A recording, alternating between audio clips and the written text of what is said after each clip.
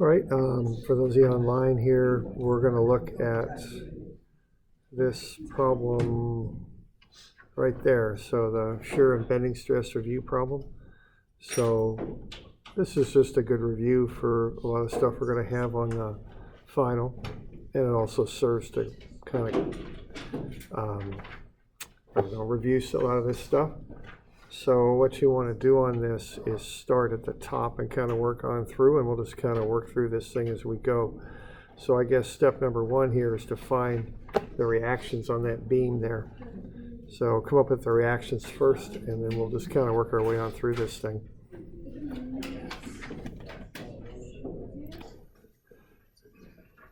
All right, so we got the reactions here.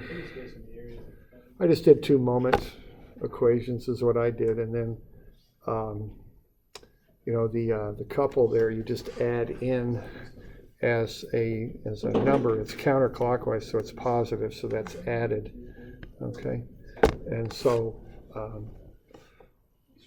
you just go ahead, and I just did a sum of MA and got RD at 12,000, did a sum of MD and got RA at 36,000. And see, I like to do it that way sometimes, because then to check, I can just go sum of FY and set that equal to 0, a nice simple check. And I'll have 36,000 up minus, I think it's 6,000 newtons per meter times 8 meters, that'll be down, and then plus 12,000. And the sum of all that stuff, ought to be 0, and it is, so that's a check. So sometimes I just do it this way because I don't want to have an error on reactions, because that'll make the shear moment diagrams incorrect, and it just creates a bunch of problems. So I'm kind of careful doing the reactions. Now the other thing here on this is, remember, these couples, they don't have moment arms. And then one way to remember that is the moment arm's already in there. See that meter in there? So you just add the couples in as is. You don't add moment arms to them or anything. Okay? So there's the reactions. Okay, the next thing there is to find Y bar. I think you're looking for about 0.108 meters on that. Again, you can pause and do that, then check back in, and we'll get to that here in a little bit.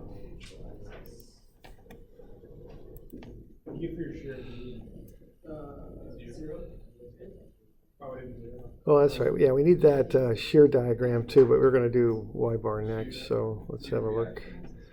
Okay, so there's the diagram for Y bar. So we got 0.02 up to the centroid of this lower rectangle down here below that line, and then 0.13 to the centroid of the bigger one on the top. The 0.13 is 4 plus half of 18, which is 9, so 4 to 9 gets you 13 centimeters. It's 0.13. And you get the areas of those. There we go. And then we find the centroid. Let's see. Okay, get the areas there for the 2 pieces, and then put them in a table. So area times Y bar gets you the A Y bar. Add those 2 up, you get the total. It's like the same thing. Just add up the total area, and do the division there, and you get Y bar there. Yeah, this ought to be meters squared here. That's a little bit of a typo. There we go. So there's Y bar. Okay, you can find the moment of inertia and also the shear and moment next. Okay.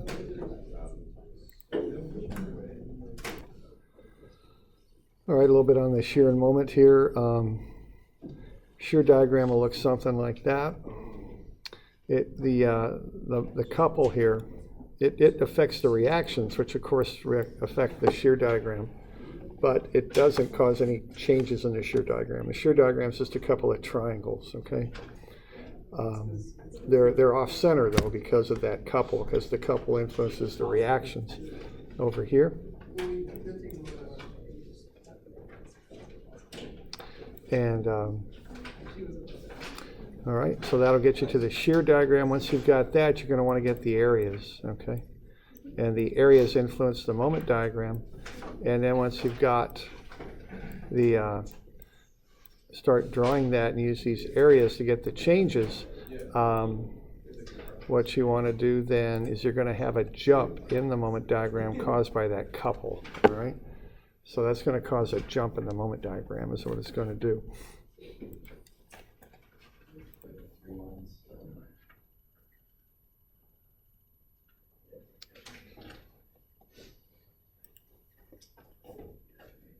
$500 a day. It's not my favorite thing